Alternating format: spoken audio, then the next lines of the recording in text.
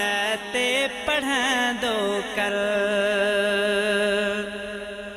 वींदी बिगड़ल किसे मत आ बणी जी सलेवात नबीअ ते पढ़ंदो कर वनी मुश्किल कहीं में जे अड़ी जी वनी मुश्किल कहीं में जे अड़ी जी सलेवात नबीअ ते पढ़ंदो कर वींदी बिगड़ल किसे मत आ बणी जी सलेवात नबीअ ते पढ़ंदो कर वींदी बिगड़ल किसे मत आ बणी जी सलेवात नबीअ ते पढ़ंदो कर हर मर्ज़ खां मिलंदी शफ़ा आहे तां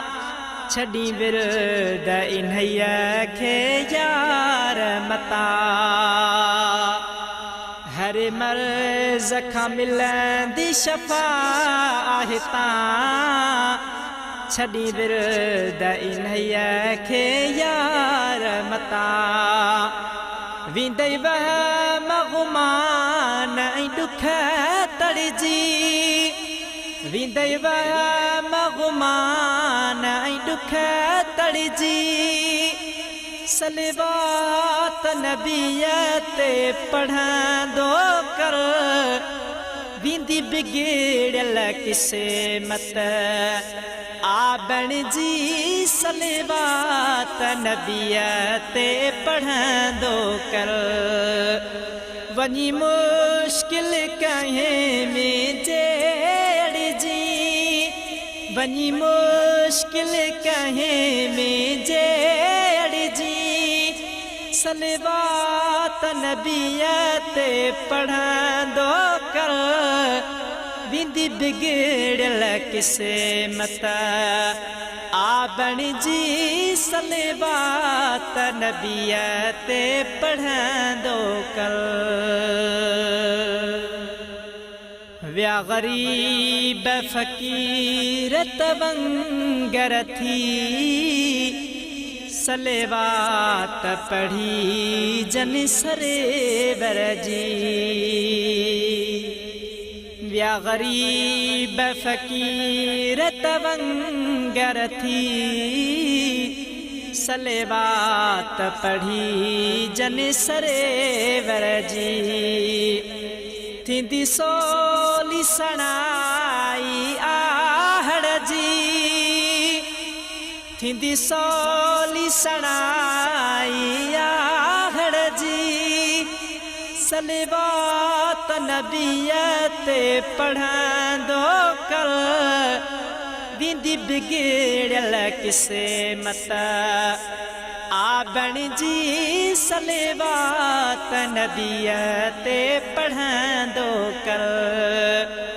वनी मुश्किल कहीं में जे अड़ी जी सलेवात नबीअ ते पढ़ंदो कर वींदी बिगड़ल किसे मत आ बणी जी सलेवात नबीअ ते पढ़ंदो कर मिलिया गंज घण खे सलात मंझा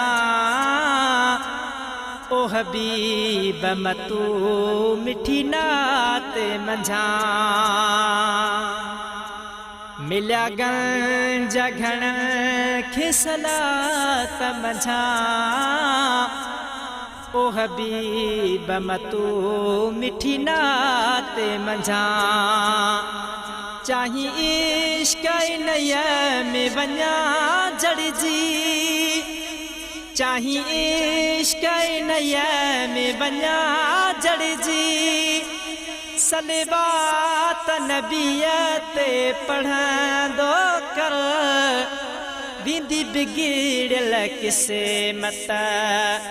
आ बणी जी सलेबात नबीअ ते पढ़ंदो कर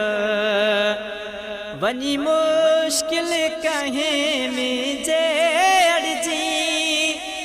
वञी मुश्किल कहीं में जे अड़जी सलेबात नबीअ ते पढ़ंदो कर दीदी बिगड़ल किस्मत आ बणी जी सलेबात नबीअ ते पढ़ंदो कर दीदी बिगड़ल किस्मत आ बणी जी सलेबात नबीअ ते पढ़ंदो कर।